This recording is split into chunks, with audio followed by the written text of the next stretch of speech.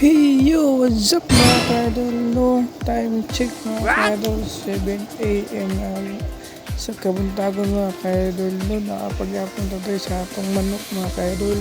Siyempre kay mag-disinfecta karon mga ka-idol. Kay murag kailangan na ginato mag-disinfect mga ka-idol. Mo na ginabuhat na ko mga ka-idol.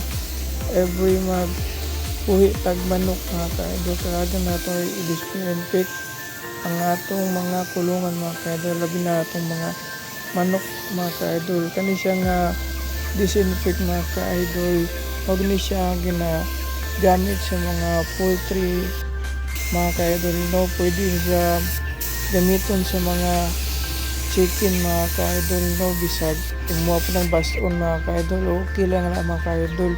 Kaya sa uban nga mga disinfect mga ka-idol, bawal mga ka-idol, pero kani mga ka-idol okay lang siya mga ka-idol.